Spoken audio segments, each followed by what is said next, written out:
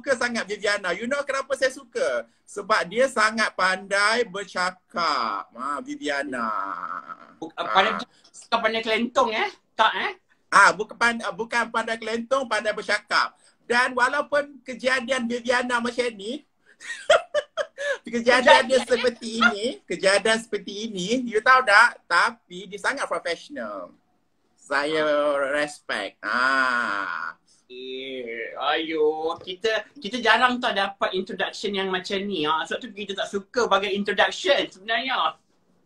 Ni introduction kan. Selalu Kak V di intro oleh orang, Kak V intro orang, betul ke tak? Selalu saya akan intro ke orang, upkan orang. Ini orang pula upkan kita. Okay Kak V, kenalkan saya. Of course. Kenalkan saya pada followers Kak V. Awak dah up lah, kita dah pushkan kita kena pushkan awak ya. Mungkin di luar sana ada yang tak kenal akan orang kata siapa Cute Carry. Sebenarnya Cute Carry tu adalah nama awak punya syarikat ataupun awak punya itu kan. Awak punya nama yang awak pilih. Tapi sebenarnya saya pun di awal perkenalan saya panggil Cute Carry saya panggil dia. Lepas tu dia pun betulkan saya, nama saya Hafiz. Pondan pun macam here and there. Macam mana satu ni? Kita tanya dulu. Cute Carry tu macam mana boleh tahu wujud nama Cute Carry yang berbeza daripada nama awak tu? Nama awak Hafiz. Saya nak cerita sini ya. Cute Carry ni adalah nama syarikat saya, Cute Carry Senang Berhad. Syarikat saya adalah syarikat training and consultancy. Syarikat saya konsultan, konsultan buat training, buat konsultan. Saya lebih pada image konsultan dan juga berkenaan dengan komunikasi dan etiket. Dekat perkara tu. So, ramai tanya, kenapa you punya syarikat training nama Cute Carry? You tahu tak? I beritahu satu tip. Nak tahu tak? Nak belajar tak? Macam mana nak pilih nama syarikat? Yang paling mudah sekali. Nak belajar tak Kak Ubi? Nak belajar tak semua? Nak ke tak? Ini saya belajar tau. Dia punya, kalau nak bagi orang senang ingat, dia punya ejaan kena berulang-ulang. Cute Carry. Repetition. Repetition, yes. Macam Asia, faham tak? Macam Sugar Scarf, SS, Dunkin Donut, DD. Barulah orang senang ingat nama anda. Nama syarikat anda. Jangan feeling buat nama brand esok, insyaAllah siapa yang belum berniaga nak berniaga. Ni branding tau. Setengah orang buat sesuatu perkara yang terlalu macam pusing-pusing sangat. Nama terlalu orang tak ingat. So, nama salah satu syarat adalah nama bola ulang. CCAA. Macam tu. That's how kita nak bina nama brand. Banyak cara lah. That's how easy lah. Tahu tak Kak Vivi, I belajar dekat mana nak bina nama syarikat? Tahu kat mana? Mana? Dengan Irfan Khairi. Ya ke? I pergi dia punya training. I pergi dia punya training pada tahun 2008. Lepas tu dia kata kalau nak buat nama syarikat kena boleh ulang. Yes, Azwan Ali, Ramlah Ram. Macam tu. That's how it goes. Benda yang berulang kita senang nak ingat satu. Dan salah satu cara lah. Lagi satu, kita kena pastikan bahawa sini ejaan juga tidak aneh-aneh dan pelik. Betul tak? Senang bila kita sebut je orang boleh terus kadang terfikir dan senang nak cari nanti. Betul. Sangat nak extravagant sangat ya, nak ada macam-macam unik-unik nak ikut orang putih tu kadang-kadang tak sesuai dik ya. Itu yang punya. Boleh lah baca betul. Vivi betul? Vivi. Vivi. Macam tu. Vivi. Sama lah tu. Dan saya kenal Encik Hafiz sebenarnya saya kenal dia sebagai seorang purna image. Ya, sebab tu masa dia menyunting saya untuk berkolaborasi, saya ingat dia bercakap pasal image, saya akan bercakap pasal memberikan tips macam mana cara berkomunikasi dengan yang betul. Rupanya dia juga sebenarnya orang kata seorang coach yang boleh juga memberi tunjuk ajar dalam bidang orang komunikasi, penampilan dan sebagainya. Saya rasa amat terkejut ya, tapi gembira disunting oleh Cute Carry dan saya dapat tahu juga anda dah banyak membimbing lebih daripada 60,000 orang. Ponan tak ada bimbing orang lagi ya. Okey, kalau nak tahu lagi, apa program kita, boleh DM follow Cute Carry dah. Lepas ni tunggu dulu. Tapi hari ni yang best sekali, Vi, kita nak share tentang bagaimanakah anda nak bercakap dengan lancar. Betul tak Kak Vi? Betul, komunikasi dengan jelas. So ada yang tanya soalan, kita akan bagi 5 tips. Kita akan bagi 4 tips kita akan bagi hari ni. So, boleh tak anda tulis kat mana-mana? Boleh tak? Tulis siapa yang nak belajar pada hari ni ilmu percuma tau. Ilmu percuma hari ni. Okey. Untuk pengetahuan semua, saya adalah seorang penceramah. Okey, saya dah seorang konsultan. Saya selalu bagi talk dekat kementerian, dekat dengan saya bagi talk dekat dengan jabatan kerajaan dan dekat dengan orang kata apa, dekat dengan swasta dan sebagainya, dan saya adalah bekas pegawai tadbir diplomatik PTD. Sebab tu korang tengok pakaian mak macam nak jumpa pegawai takbir. Ni pun rasa tak tutup lagi ni. Rasa nak kancing. Sebelum saya buat bisnes, saya adalah seorang pegawai tadbir diplomatik PTD untuk kerajaan Malaysia. So saya kerja PTD selama 10 tahun. So sewaktu 10 tahun saya kerja sebagai PTD dia kena pergi luar negara, pergi meeting dalam Malaysia dia. So kena pandai bercakap. So kalau ada kata Kak Wi punya kamera blur. Kenapa Kak Wi? Macam tu.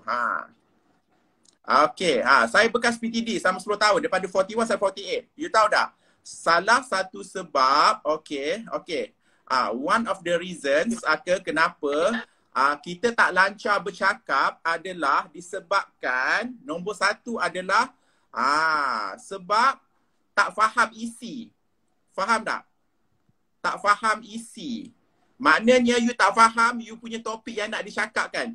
Anda tahu faham tak? You tahu faham. Tapi you nak cakap, contohnya bagi satu topik. Contohnya anda bercakap berkenaan dengan topik, contohnya lah topik tentang bagaimanakah untuk masak. Macam tu lah. You tahu nak masak. Tapi yang paling utama, baru cantik muka Kak Awi. Wah, begitu baru cantik. Dah lawa dah. Okey. So anda kena master lawa dah. Okey, lawa dah. Anda kena master topik tu. Faham ke tak? You kena master topik tu. Macam V kalau dia nak buat nak bercakap mengenai sesuatu program tu, dia kena masterkan dia punya topik tu. Betul tak Kak V? Betul, sebab macam saya, kalau saya nak mengendalikan majlis, saya kena faham betul-betul atur cara tu dulu. Macam mana dari awal daripada A sampai Z tu saya kena faham dulu. Kalau saya tak faham, saya akan lost.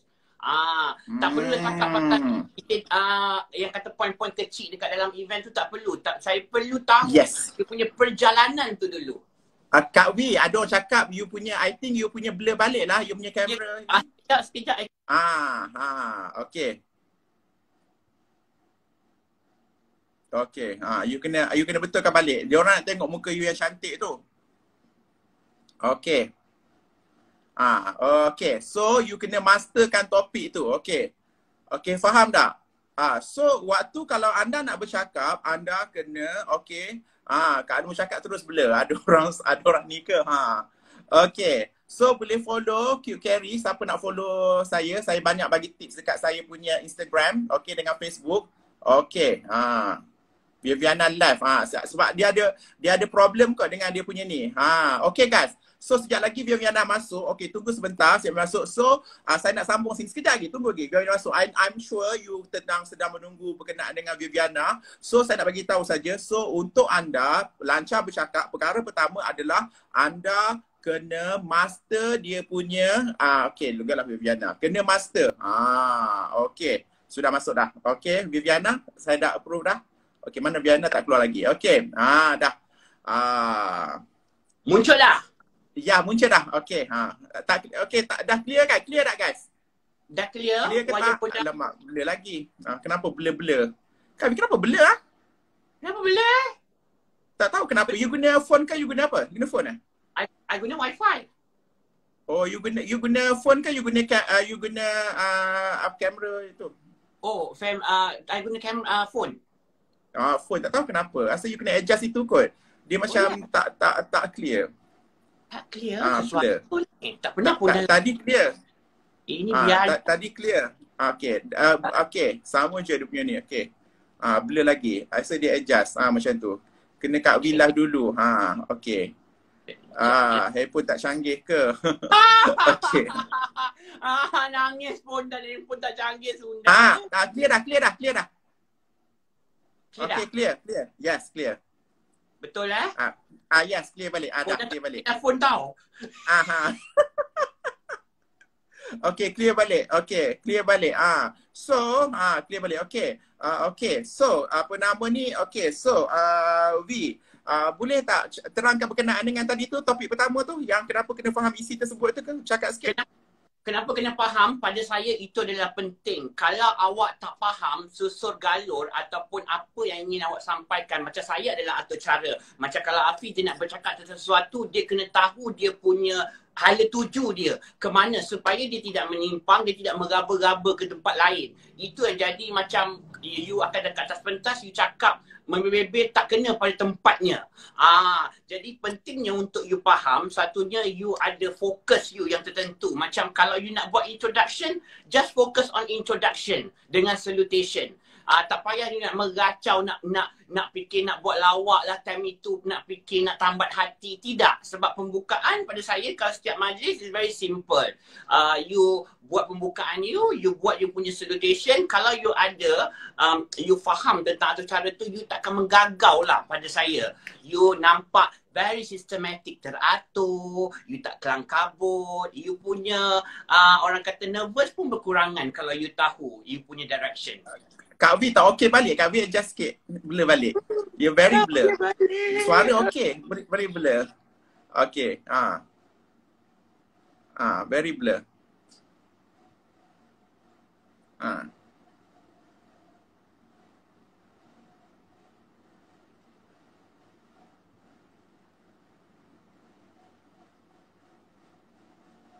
Okey. Kalau dengar nanti Kak V. Kak V kena kat atas. Kak Abi pakai top up. Tak apa, blur sikit. Yang penting dengar apa V cakap. Okey. Okey, sekejap lagi. Okey. So, tak apa. So, kita dah cakap tadi dah. Okey, yang penting sekali adalah okey, sekejap lagi Kak Abi masuk balik. Okey, Kak Abi masuk balik. Lepas tu kita pergi macam mana. Okey. Okey. So, sekejap lagi. Kak Abi masuk sekejap lagi. I'm not sure why kadang-kadang tu. I'm not sure why apa nama ni Kak V tak boleh masuk. Okey, siapa yang saya tahu sini banyak followers Kak V juga. Okey, saya adalah Hafiz Mustafa daripada QK Siam Berhad. Okey, kita akan bekerjasama. Okey, Kak V dengar ni okey. Okey, nak tengok sekejap. Hari Satu Malaysia line problem. Kak V host lah. Sekejap lagi Kak V host ya. Okey, Kak V. Boleh humban dah ke telefon ni ke lombok? Dah boleh dah. Clear juga. Okey, clear juga. Boleh lah. Tak apa, cakap je lah Kak V. Tak apa, buat macam mana. Cakap je ya? Okey. Cakap je lah. Yang penting cakap dulu. Okey.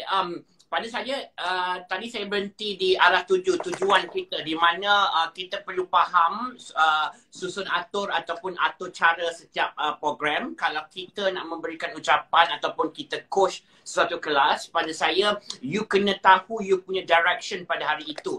Direction pun you kena ada bahagian-bahagian dan bab-bab dia supaya tidaklah otak you nak menggagau ke sana ke sini. Jadi fokus you tertumpu pada satu benda. Itu pentingnya you faham apa yang you nak sampaikan, apa yang you buat pada ketika tu. Ini juga dapat mengurangkan nervous lah pada saya. Okey. Okey. So, Okay, yang pertama point dia adalah you kena faham konteks dia. You kena, maknanya anda kalau nak bercakap lancar, kena mahir dia punya topik tu, betul tak? So, you tahu tak, saya nak bagi satu, the best tips. Okay. The best tips adalah, perkara pertama ialah anda kena pointkan anda punya topik. Apa nak cakap? Tak payah banyak. Kalau nak bercakap, satu dua point sahaja. Betul tak, Wi? Betul. Setuju. Kena pointkan benda tu. Tak payah banyak. Kalau banyak sebab tu sebab you macam bawa macam tu. Okay. Point yang kedua saya bagi Wi. Apa dia? Wi, apa dia? Point kedua pada saya, kalau you nak confident, nak lancar dalam bercakap dan fasih, pada saya you punya projection suara dan artikulasi you. Lontaran vokal you juga memainkan peranan penting, kerana kalau orang dah tak dengar you cakap, satu orang akan hilang fokus dan boring dengan apa yang you sampaikan. Ya, artikulasi you, projection suara you juga pada saya penting, kerana projection ataupun artikulasi dan juga momentum saya letakkan dalam satu kurungan. Ya, di mana momentum ni ialah kelajuan you bercakap. Bila lagi laju you bercakap, lagi tersasul lah you. Ya, jadi you kena kawal. You nak bergolak dengan emosi nervous you. Bila momentum ni you jaga, you juga memberi ruang pada otak you untuk berfikir. Kau nak cepat-cepat nak pergi mana? Ya, jadi momentum you, pacing you, rentak you ikut satu persatu, jadi otak you pun boleh proses nak keluarkan perkataan apa-apa. Laju, kalau you tak ada kemahiran, you jangan cuba untuk bergerak laju. Tenaga you akan banyak keluar, jantung you akan pump lagi laju, lagi you nervous, lagi you termengah-mengah, pengucapan you jadi tak begitu jelas. You akan nampak macam takut, sebenarnya you nak bernafas. Faham? You kena ingat, certain mic itu di program, dia tangkap suara kita, helaan nafas pun boleh dengar. Jadi itu pentingnya momentum, artikulasi dengan projection suara you. Ini semua memainkan peranan untuk fokus. Bukan saja untuk penonton fokus, untuk kita sendiri fokus, di mana kalau kita bercakap dengan keadaan yang tenang, satu persatu, otak kita pun boleh berfikir secara tenang, apa nak cakap lepas ni, apa nak cakap lepas ini. Betul? I love that word. We yang you articulate that word. I suka ayat tu. I love that word. Ya ke? Macam tu. Dan pentingnya you perlu kawal momentum you adalah kerana kita tak nak you jadi macam bergumam. Tahu tak bergumam ni apa? Bergumam ni macam kita terkulum. Mak nak cakap ayat terkulum ni macam pelik sikit tau. Bergumam ni dia macam ada you macam teragak-agak, orang ingat you tak tahu, orang ingat you macam lupa. Ini kita panggil bergumam. You macam kunyah ayat you tau. You tak dapat ayat tu. Ini juga acatkan. Selalu macam tu. Ini benda ni penting tau, dia macam cacatkan kita punya percakapan nanti. Guys, sebab itulah ramai orang fail interview.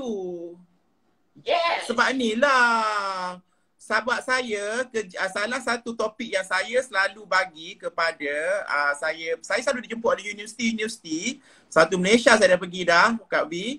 Okay, untuk bagi talk bagaimana nak ambil interview. So, bila saya buat kajian, salah satu sebab kenapa interview tak dapat, sebab you teragak-ragak cakap, tertelan perkataan sendiri, betul. So, menyebabkan anda nampak seorang yang tak begitu, orang kata apa, tak begitu bagus sangat. So, kalau nak interview, pastikan anda kena cakap perkataan satu persatu.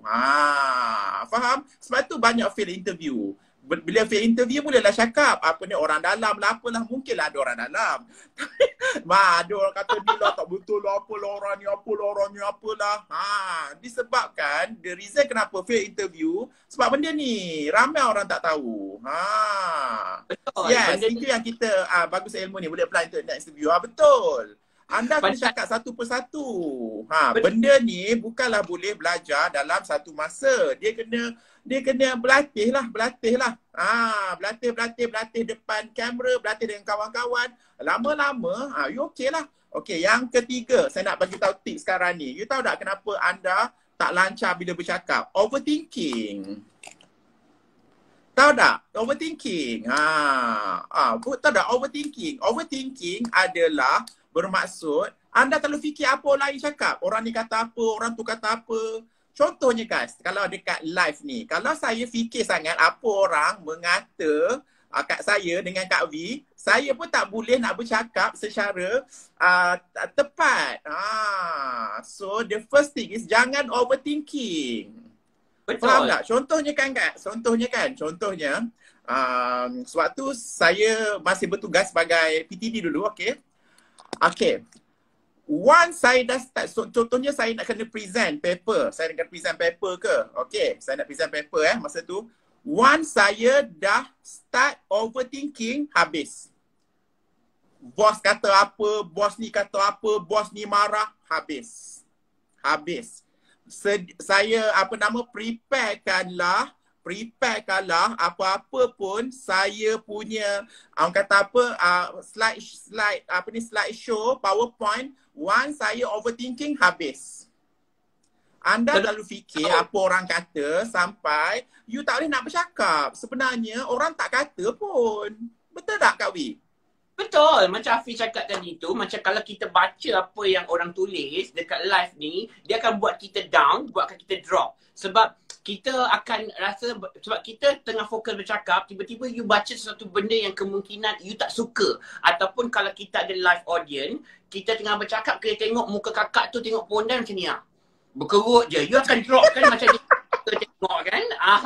Jadi apa yang orang cakap mungkin dia berkerut tu sebab dia macam tak pernah tengok, dia terlalu kagum sampai berkerut. Bukan berkerut yang tak suka, tapi kita punya overthinking tu kita rasa macam dia berkerut tu sebab tak suka.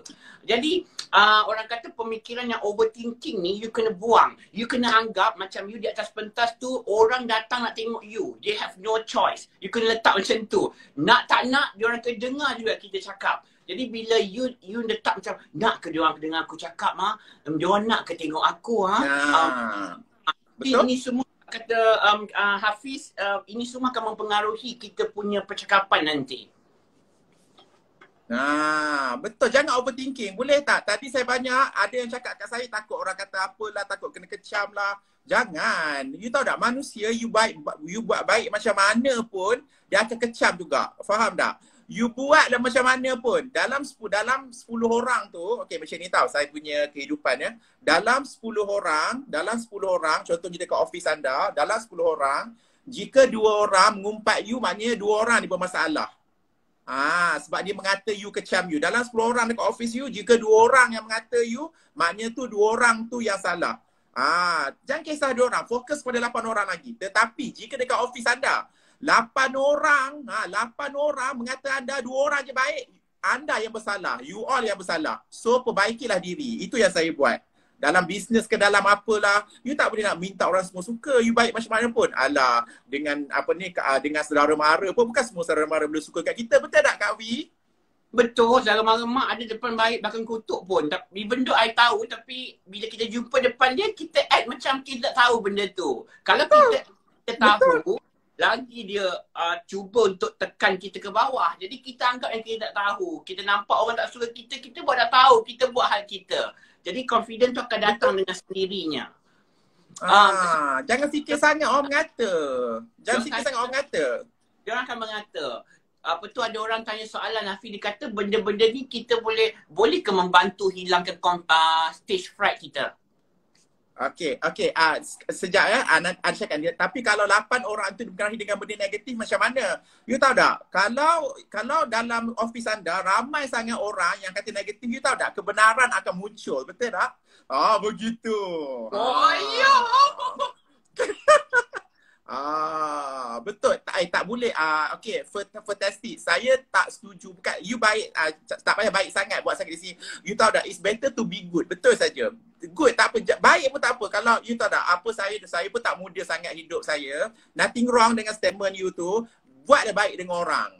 Memanglah kita rasa nak marah sana, marah sini, marah sana, marah sini. In the end, yang baik tu akan untung. Betul cakap saya. You tahu tak apa yang saya buat jika saya tak suka dekat orang? Tahu tak apa? Tahu tak apa dia, Kak V? Apa saya buat, V, kalau saya tak suka dekat orang? Apa buat? Kalau saya rasa tak gembira dengan orang tu, I ignore. Yes, sama lah saya. Ignore. Saya ignore. Ignore. Seriously, I ignore. Macam dekat contohnya, I'm a businessman. Saya tahu orang tu mengata saya, saya pegawai khas KSU, betul. Saya dulu pegawai takbir diplomatik, saya pegawai khas Kota Setiausaha dulu bekas, okey. Saya tahu orang tak suka saya, ramai mengumpat saya, bukan ramai, 2-3 seorang dua mengumpat saya, tak ramai. Kata aku jahat sangat kan. Lepas tu saya tahu dia mengumpat saya, dia punya bukti. You tahu tak? Saya tetap tegur dia. Saya bercakap, "Hai, apa khabar?" Tapi saya tak lama dengan dia. Sekejap je, "Hai, apa khabar?" Terus saya pergi. Macam tu je. Happy sangat hidup I. Happy gila. Maksud Carrie, maksud Hafiz, kita ignore orang itu bukan yang kita buat dia tak wujud. Maksudnya kita create satu barrier di mana dinding itu you hanyalah rakan I untuk bila I berjumpa hi dan bye. Bukan untuk kita rapat lagi berikan supaya kita tak nak dia ada informasi tentang diri kita. Maksud Carrie ignore ialah be professional aja in business or kita berjumpa di tempat awam. Itu maksud dia. Betul. Ignore tu maksudnya bukan tak layan langsung. Contohnya, kita jumpa macam I'm sure V selalu pergi event, orang mengata you tahu, you tak suka orang tu, orang suka mengata you, betul ke tak?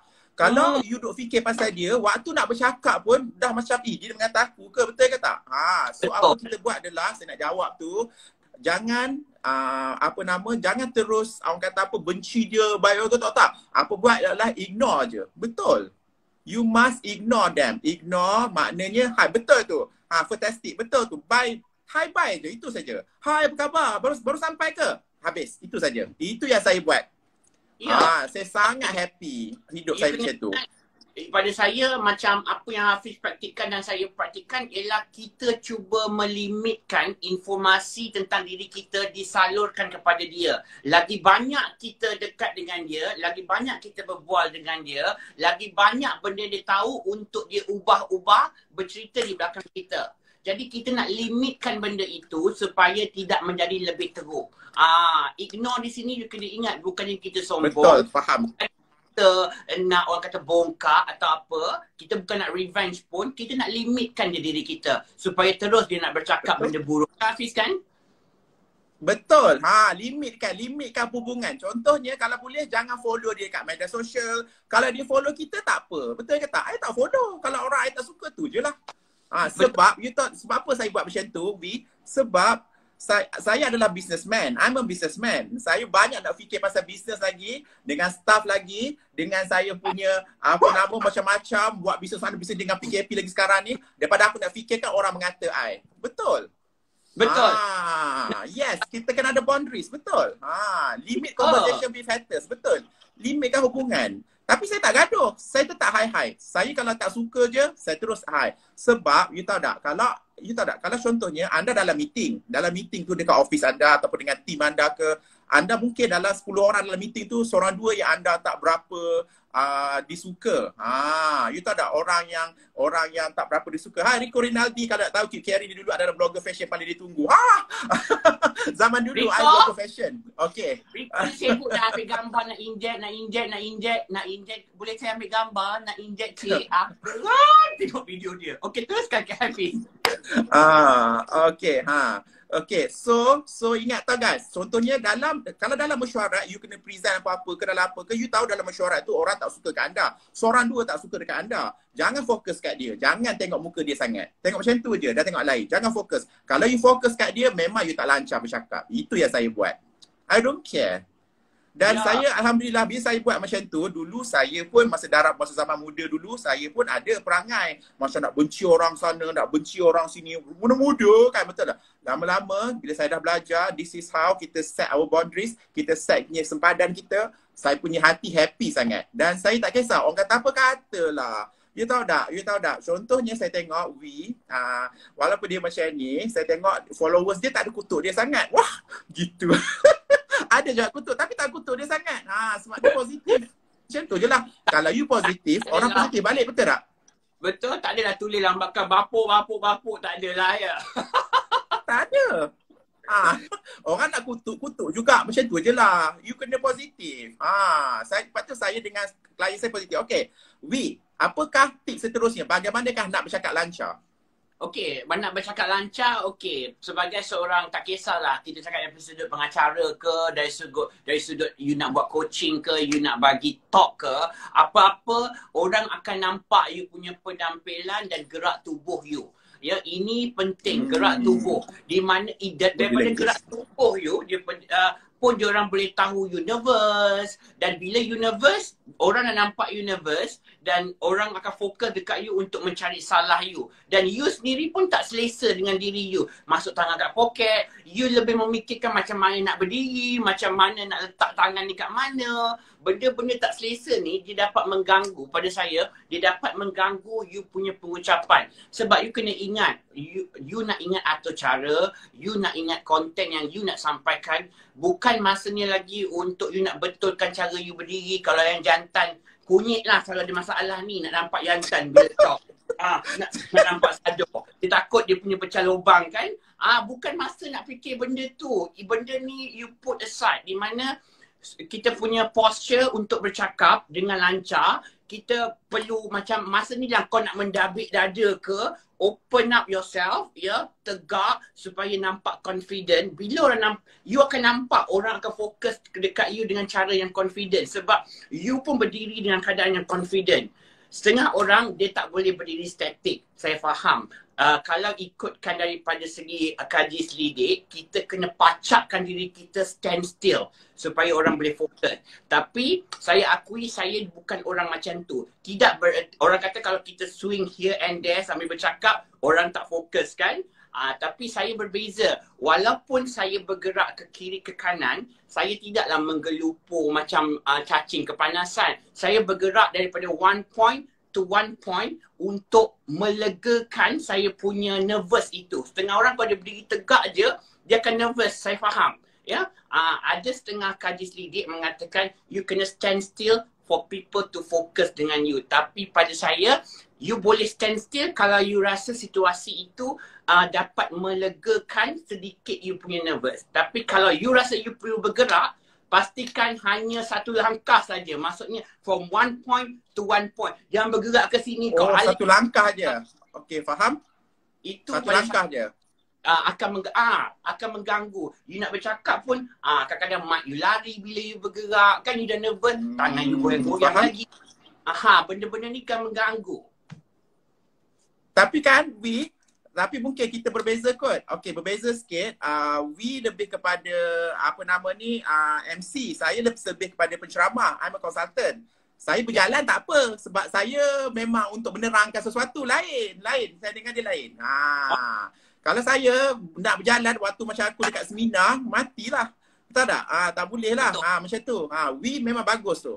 Lain. Kalau, okay. So, bercakap pasal seminar, siapa nak hadir seminar saya dengan we? Siapa nak hadir? Secara Zoom, komen nak. Pertama kali dalam sejarah. Viviana Yusof akan berkongsi ilmu dia pada 31 Julai hingga 1 Ogos. Siapa nak join, komen nak. Atau DM.